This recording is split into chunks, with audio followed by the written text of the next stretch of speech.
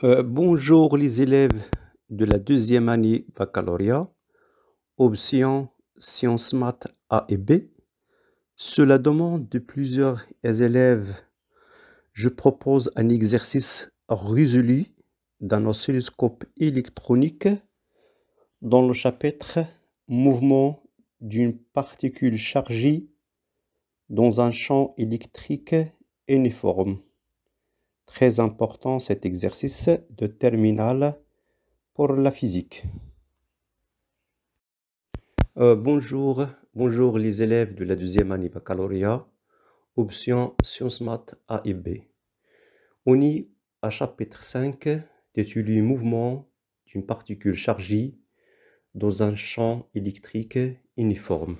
Bienvenue les élèves de la deuxième année baccalauréat, sciences maths A et B. Chers mes élèves, on se propose d'étudier le modèle très simplifié d'un oscilloscope électronique dans lequel elle règne un vide quasiment absolu. Elle se limitera à l'étude de la déviation verticale, voir la figure, donc la figure d'un oscilloscope. La première partie, 1. La cathode, c'est de cet oscilloscope électronique émet des électrons dont la vitesse à la sortie de métal est perpendiculairement et est pratiquement nulle. Donc on suppose que sa vitesse est égale à 0.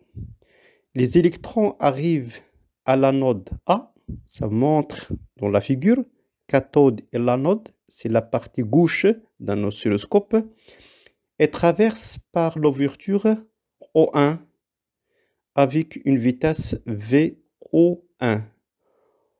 On établit une différence de potentiel entre l'anode et la cathode U0, c'est VA moins VB. Pour les données, U0 est égal à 1270 volts. U, c'est la deuxième tension, 110 volts. La distance D est égale à 3 cm. L, grand L est égal à 18 cm. Petit L, c'est la longueur de plaque 8 cm. La charge élémentaire est égale à 1,610 à la puissance moins 19 coulombs. La masse d'électrons est égale à 9,11 10 à la puissance moins 31 kg. On arrive à la première question, c'est 1.1. Définit le vecteur champ électrique. Pour donner une définition complète, en même temps, on fait un petit rappel sur le champ électrique, un programme de la première année baccalauréat. Donc, une charge témoin Q est placée en un point M où règne un champ électrique. Il subit une force électrique ou s'appelle aussi une force électrostatique F vector qui dépend de la valeur de la charge Q. Alors, on peut déterminer les caractéristiques du champ électrique en ce point. Donc, un petit schéma montre à droite de ce diapo. Les deux plaques, la première en haut, charge positive, en bas, charge négative. Entre les deux plaques, je propose deux charges différentes. La première, c'est la charge négative et la deuxième, charge positive. Donc, en ce point, son point d'application sur le point M, sa direction, il a les mêmes directions que la force. Dans ce cas, la direction, c'est verticale. Pour le sens, pour déterminer le sens, il a, donc on a deux cas différents. Il a le même sens que la force, c'est Q, il est positif. Q, elle est positif. Donc, ça se voit à droite. Donc, Q positif, F vers le bas et aussi E, le champ vers le bas. Il a un sens opposé, c'est Q est négatif. Donc, la partie de ce schéma, c'est la partie gauche, Q négatif. Donc, la force déplace vers le haut et le champ, vecteur le champ, c'est vers le bas. Sa valeur est exprimée en unité Tesla. Donc, on parle d'un champ électrique. Donc, la relation qui relie entre le champ et la force, donc c'est E vecteur est égal F vecteur divisé par Q. Sachant que E, c'est le champ électrique, c'est en newton coulomb moins 1. F, c'est la force électrostatique en newton. Q, c'est en coulomb. Deuxième expression, c'est E est égal le rapport de la tension UAB divisé par la distance AB. On peut exprimer aussi le champ électrique par l'unité voltmètre moins 1. UAB, c'est la tension, c'est en volts. D, c'est la distance qui sépare les deux armateurs d'un condensateur, c'est en mètres. 1,2. Donnez le signe de la tension U0 pour que les électrons soient accélérés. Justifiez la réponse. Donc, on représente la partie entre les filaments, c'est la source des électrons, et la cathode et l'anode, c'est le départ de cet électron. Donc, la cathode c'est photomissive, c'est indirectement chauffée par effet Joule à l'aide de filaments. Elle émet des électrons qui sortent de métal avec une vitesse faible. On considère que sa vitesse négligeable, c'est-à-dire égale à 0. C'est l'effet thermoélectronique. L'anode a pour rôle de créer un champ électrique E.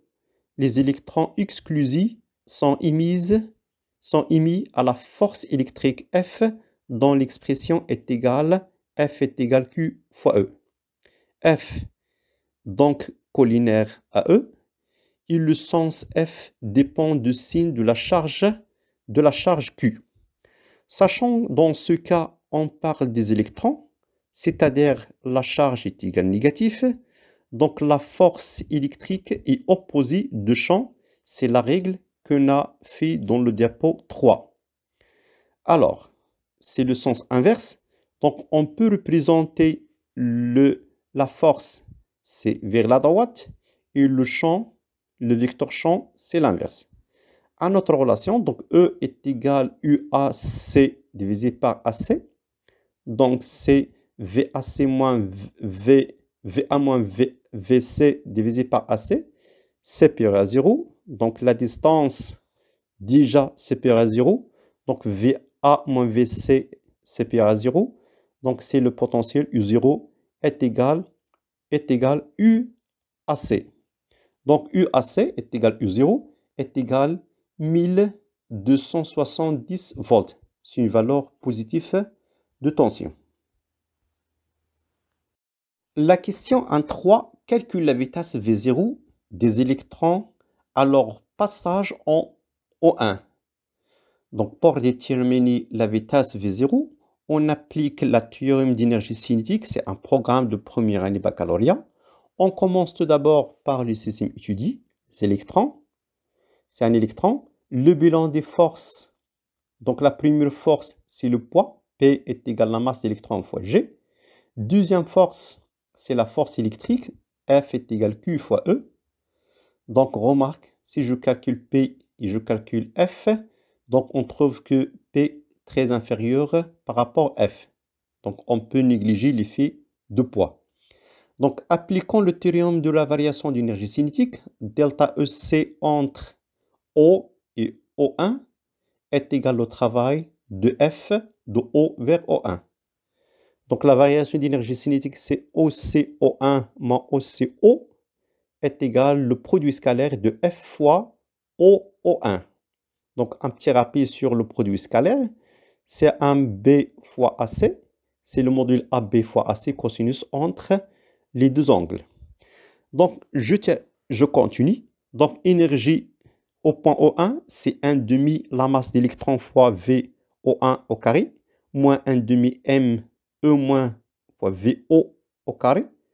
Donc, VO déjà 0, c'est un vitesse initiale est égal à 0 au point O.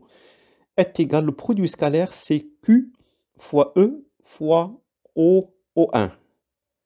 Donc on remplace, je trouve 1 demi m la masse d'électrons fois VO1 au carré. Q, c'est un électron, c'est moins E, c'est moins la charge élémentaire, fois le produit scalaire E fois O1. Donc ça se voit donc le champ électrostatique, c'est vers à gauche. Le vecteur de la force, c'est vers la droite. Donc c'est cosinus P. Cosinus P est égal à moins 1. Donc on trouve que ME fois VO1 au carré est égal à 2 fois E, la charge élémentaire, fois le champ, fois la distance qui sépare entre le cathode et anode. Donc ce diapo, je continue. Donc la masse électron fois VO1 au carré est égal à 2 fois la charge élémentaire fois E fois O1. Donc toujours on cherche à déterminer l'expression de la vitesse au point O1. Donc VO1 au carré est égal à 2 fois E fois O, la distance O1 divisé par la masse électron. Donc étape par étape, on trouve que l'expression de la vitesse au point O1 est égal à la racine 2 fois E, la charge élémentaire, fois la tension divisée par la masse électron. Pour pas n'oublier, donc le champ, c'est O0 divisé par la distance O1. O1. Donc on remplace chaque terme, on trouve que la vitesse au point O1 est égale à 2,11 fois 10 à la puissance 7 mètres secondes moins 1. La suite, c'est la partie 2. Les électrons pénètrent en haut entre les armateurs A et B d'un condensateur avec une vitesse VO1.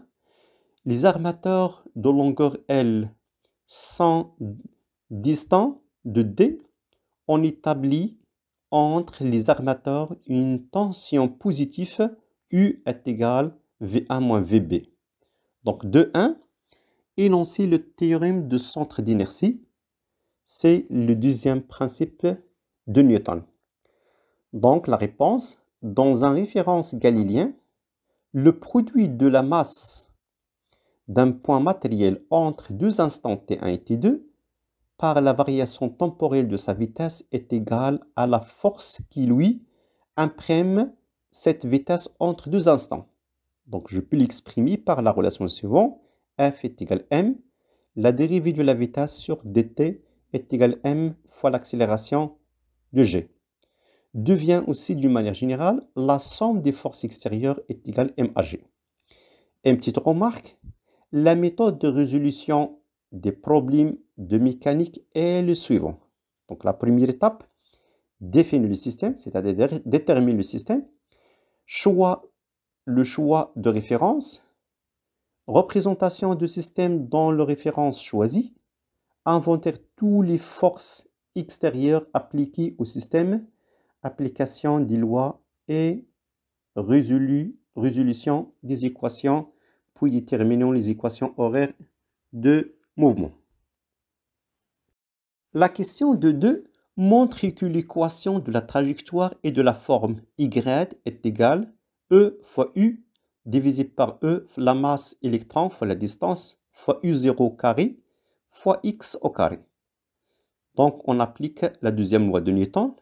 On commence le système étudié électron. Bilan des forces, le poids, P est égal à ME fois G. La force électrique, F est égal à Q fois E. Donc remarque, P très inférieur à F, donc on peut le négliger. L'application deuxième loi de Newton s'appelle aussi TCI. Donc la somme des forces extérieures est égale à M, la masse fois AG. Donc une seule force applique que F est égal à M fois AG. Je remplace F par Q fois E est égal à la masse fois AG. Donc finalement, on détermine l'expression de l'accélération AG est égal à Q divisé par la masse électron fois E. Donc le choix de référence, donc OIG d'après le schéma. Donc O, c'est le milieu de la distance entre les deux plaques. I, suivant le mouvement, G vers le haut. Donc l'accélération AG est égale à X à Y. Par contre, le champ UX est égal à 0, car le champ E, il est perpendiculaire I. EY, c'est le sens inverse, est égal moins le champ. C'est vers le bas. Maintenant, on fait la projection. Donc, AG est égal à Q divisé par la masse fois E. Donc, la projection AX est égal à 0. AY est égal à moins Q divisé par la masse électron fois E. Donc, AX est égal à 0. Je remplace la charge, c'est moins E. Donc, AY est égal à moins, entre parenthèses, moins E divisé par la masse électron fois E. Donc, AX est égal à 0. AY est égal à E, c'est la charge, divisé par la masse fois E. N'oubliez pas que AX, AG, c'est AX, AY. Le champ E est égal à EX est égal à 0, perpendiculaire. UY est égal à moins E. Donc, je passe directement à l'intégrale. Donc, AX, c'est 2 dvx sur dt est égal à 0. AY, c'est la dérivée de VY sur dt est égal à E divisé par la masse électron fois E.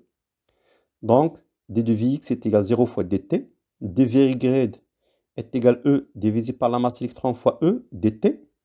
Donc, on utilise la présentation des intégrales entre les bornes Vx0 et Vx et T0, T et aussi Vy0, Vt. Donc, ce sont des intégrales. La primitive, on trouve que V entre Vx0 et Vx, Vy, donc on trouve finalement Vx moins Vx0 est égal à 0. Vy moins Vy0 est égal à E divisé par la masse fois E fois T. Donc, Vx est égal à VO0 d'après les conditions initiales. Donc, x0 est égal à 0, y0 est égal à 0. Par contre, Vx0 est égal à VO0 et Vy0 est égal à 0. Donc, on trouve l'équation de vitesse. Vx est égal à VO1 et Vy est égal à E divisé par la masse E- fois E fois T. Alors, dans ce diapo, on continue de faire la primitive jusqu'à l'équation horaire. Donc, Vx est égal à VO1 et Vy est égal à E divisé par la masse fois E fois T. Donc, Vx, c'est la dérivée de x sur dt. Vy, c'est la dérivée de y sur dt. Donc, je trouve que d dx est égal à VO1 dt. dy est égal à E fois E divisé par la masse fois dt. Donc, le symbole de la primitive entre x0x, y0y et t0t. Donc, on trouve que après les étapes mathématiques de la primitive, on trouve que x moins x0 est égal à VO1 fois t moins VO1 fois t0. Et aussi de même, on trouve que x finalement est égal à VO1 fois t. Y est égal à E fois E divisé par la masse fois T au carré. N'oubliez pas que les conditions initiales à T est égal à 0. X0 est égal à 0. Y0 est égal à 0. Et Vx0 est égal à VO1 et Vy0 est égal à 0. Encore, je continue. Donc, on est à l'équation. X est égal à VO1 fois T. Y est égal à E fois E divisé par 2 fois la masse fois T carré. Donc, on cherche, d'après ces deux équations de mouvement, on cherche l'expression de l'équation de trajectoire. Donc, on élimine le paramètre de temps. Donc, dans la première, T est égal à X divisé par VO1. Y, c'est E fois E divisé par 2 la masse T carré. Donc, je le remplace. On trouve que Y est égal à E fois E divisé par 2 fois la masse X divisé par VO1 tout au carré. Donc, on trouve finalement Y est égal à E fois U divisé par 2 la masse fois D VO1 au carré fois grand X au carré. Donc, la nature de trajectoire, c'est une partie parabolique. Donc, pour trouver l'équation ou l'équation de trajectoire numérique, donc on fait l'application numérique et je remplace la charge élémentaire, c'est 1,6 10 à la puissance moins 19. Je remplace nouveau tension, c'est 110. Et je remplace aussi la masse, c'est 9,11 10 à la puissance moins 31. La distance aussi 3 fois 10 moins 2, c'est centimètres en mètres. Et la vitesse qu'on a déjà trouvée, c'est la vitesse initiale, VO1, c'est 2,11 à la puissance 7.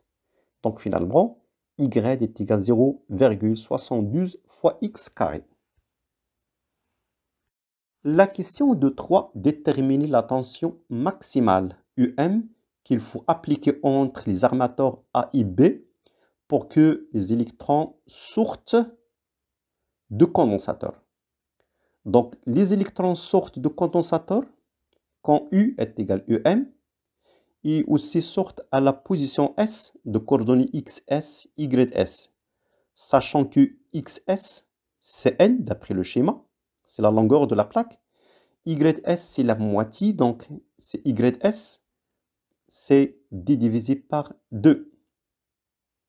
Alors, l'équation Y est égal à E fois U divisé par 2, la masse fois D divisé par D fois VO au carré, X au carré. Donc, je peux le remplacer Y par YS. Et je remplace X par XS. Alors, YS, c'est D divisé par 2. XS, pour sortir normalement et de ne toucher pas les armateurs, c'est, on dit que, presque moins égal. Donc, je remplace XS par L. Donc, étape par étape, je peux simplifier par 2. Et je trouve l'expression de EM est égale la masse d'électrons divisé par E fois la distance VO, vitesse O1, L, tout au carré. Donc, on remplace tous les éléments, la masse d'électrons, la charge élémentaire, la distance, la vitesse VO1, la longueur, et je trouve que la tension maximale est égale à 356 volts. La question 3, le faisceau d'électrons arrive ensuite sur un écran fluorescent en point ou un point H. Cet écran E est situé à la distance L du point I. La première question définit la déflexion électrostatique. La déflexion électrostatique, symbolisée par DE, c'est une distance entre le point d'impact A' de la particule avec l'écran en l'absence de champ électrique et le point d'impact A de la particule avec l'écran en présence de champ électrique. 3.2. L'angle θ, l'angle alpha est l'angle de déviation électrostatique. Donne l'expression de la tangente alpha en fonction de L et Y, c'est O'H. Donc, d'après le schéma, tangente alpha, c'est tangente alpha, c'est O'H divisé par grand L. C'est un triangle, donc alpha, c'est O'H divisé par L et égale la déviation électrique divisée par L.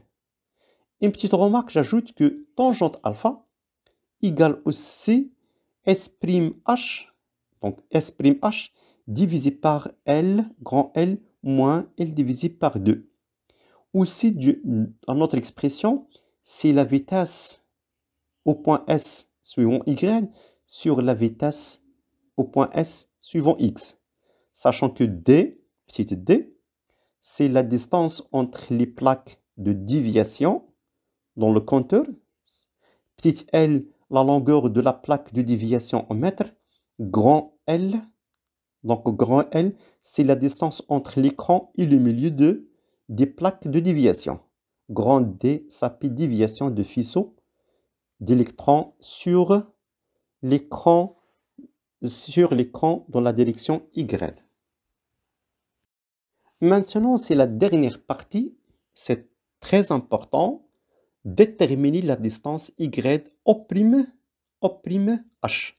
c'est-à-dire la déviation.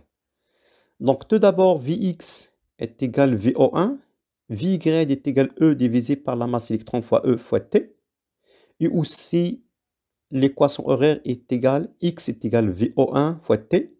Y est égal à E fois U divisé par 2 fois la masse fois T carré.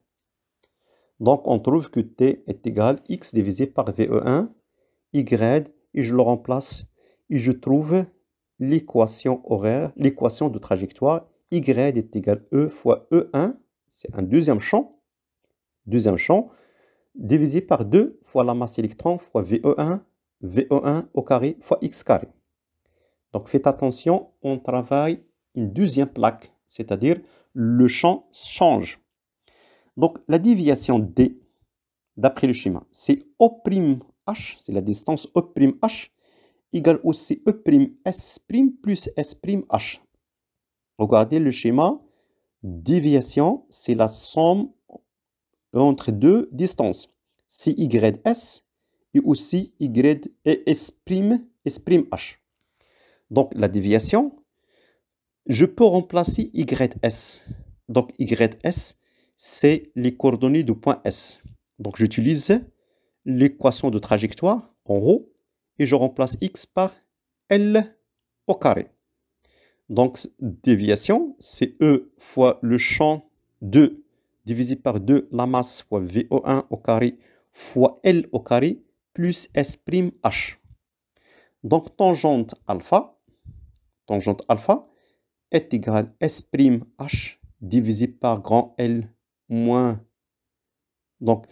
L divisé par 2, aussi VSY sur VSX. Alors, c'est quoi VSY sur VX? Donc, c'est la dérivée Y sur dt et la dérivée du X sur dt. Donc, je peux simplifier par t. C'est la dérivée du Y sur la dérivée sur dx. Alors, tangente alpha, c'est la dérivée du Y sur dt. Sachant que Y, c'est l'équation de trajectoire. C'est E fois E2 divisé par 2 la masse fois VE1 au carré fois X. Donc, on calcule sa dérivée, d par rapport à dx. Donc, on trouve que E fois E carré, E2, divisé par la masse fois VE1 au carré fois X. Donc, tangente alpha, c'est E fois E2, divisé par la masse fois VE1 au carré fois X. Alors, au point S, toujours XS, YS. Alors, S, XS, je peux le remplacer par la longueur L. YS, c'est d divisé par 2. Alors, tangente alpha, c'est E fois E2 divisé par la masse VE1 au carré fois X à la place de X. À la place de X, c'est L. Alors, tangente alpha, déjà est égal S'H divisé par L moins L divisé par 2, est égal à la dérivée Y sur dt. Donc, S'H est égal à L moins L divisé par 2 fois la dérivée du Y sur dx. Alors, je remplace la dérivée du Y sur dx par son expression en haut et je trouve S'H est égal à L moins L divisé par 2 fois E2 divisé par la masse vitesse O1 au carré fois L. Alors, c'est l'expression de S'H. Sachant que la déviation, c'est YS plus S'H. Donc, je peux remplacer YS et je remplace S'H. Donc, on trouve finalement la déviation électrostatique, c'est E fois E2 divisé par 2 fois la masse fois VE1 au carré fois L au carré, plus L moins L divisé par 2, parenthèse, fois E fois E2 divisé par la masse fois VE1 au carré fois L. C'est vrai, cette partie très compliquée, donc je répète l'expression de DE et je factorielle par E fois E2 fois L divisé par 2 fois la masse d'électrons fois V la vitesse au carré. Donc ça reste L plus 2 L moins L divisé par 2. Donc étape par étape, on trouve que la déviation égale combien? C'est E fois E2 fois L fois grand L divisé par la masse la vitesse au carré. Sachant que la vitesse VE1 au carré, déjà on a l'expression, je le remplace dans la deuxième, sont donc tout au carré, donc c'est la déviation, donc au carré je le remplace étape par étape et je trouve que D est déviation, c'est U fois L fois grand L divisé par 2 U0 fois D. Donc n'oubliez pas de remplacer U2 par U divisé par D, U1 par U0 divisé par E1, E2. Donc on trouve finalement l'expression de la déviation, c'est U fois L fois grand L divisé par 2 U0 fois D. Donc la déviation, il est lié directement à deux tensions de la première partie, 0, et aussi la deuxième partie U, la distance L et la distance grand L et D. Donc pour faire l'application numérique, je remplace tous les paramètres et je trouve que la déviation dans un oscilloscope est égale à 2 cm si une valeur est logique. Finalement, merci pour votre attention. N'oubliez pas de partager cette information pour vos camarades. Dans le cas où des questions dans la physique ou la chimique, n'oubliez pas de nous